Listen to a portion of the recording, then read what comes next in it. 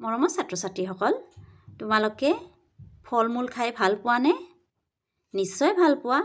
ইয়াত আমাৰ কিছুমান ফল-মূলৰ ছবি দিয়া আছে। চিনি পাইছানে কোনটো কি? এয়া হৈছে আঙুৰ। আৰু এইটো সকলোৰে প্ৰিয় এইটো আম। এয়া মাটি কঁঠাল। এয়া লিচু।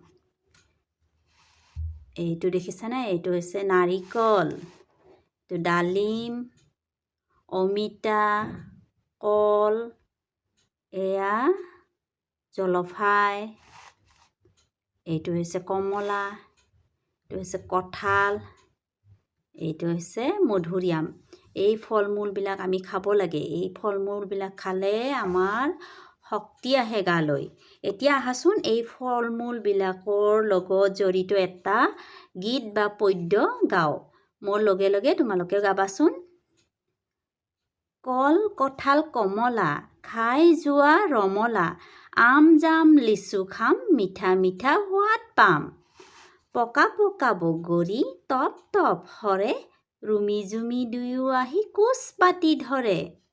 আৰু এবাৰ গোৱাচোন মোৰ লগত। কল, কঁঠাল, কমলা, খাই যোৱা ৰমলা, আম, জাম, লিচু খাম, মিঠা মিঠা সোৱাদ পাম।